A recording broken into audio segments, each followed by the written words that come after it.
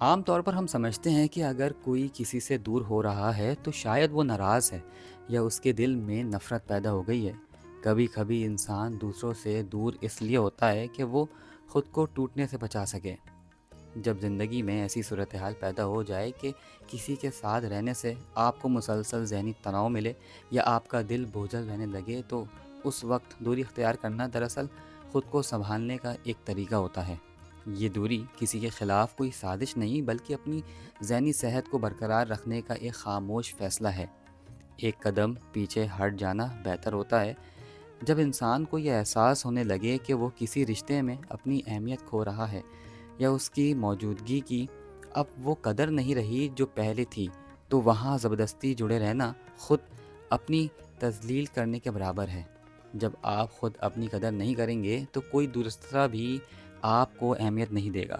اس لیے خاموشی سے پیچھے ہٹ جانا دراصل سامنے والے کو یہ بتانا ہوتا ہے کہ آپ اپنی عزت نفس پر سمجھوتہ نہیں کر سکتے۔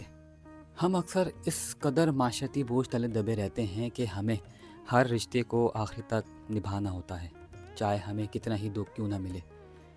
ہر جگہ رکنا ضروری نہیں، زندگی ایک سفر ہے، اور اس سفر میں کچھ لوگ صرف ایک خاص وقت تک آپ کے ساتھ رہنے کے لیے ہوتے ہیں۔ اگر کوئی رشتہ آپ کے سکون کو برباد کر رہا ہے تو اسے زبردستی کھینچنے کے بجائے اسے وہیں چھوڑ دینا ہی بہتری ہے۔ آپ کو دنیا کی تمام آسائشیں بھی مل جائیں نا، لیکن اگر وہاں آپ کی عزت نہیں ہے تو آپ کا دل کبھی سکون نہیں پائے گا۔ زندگی ہمیں آہستہ آہستہ یہ سکھا دیتی ہے کہ سکون کسی شخص یا کسی جگہ میں نہیں، بلکہ اس احساس عزت میں ہے جو ہمیں اپنی نظروں میں اور دوسروں کے رویوں میں ملتا ہے۔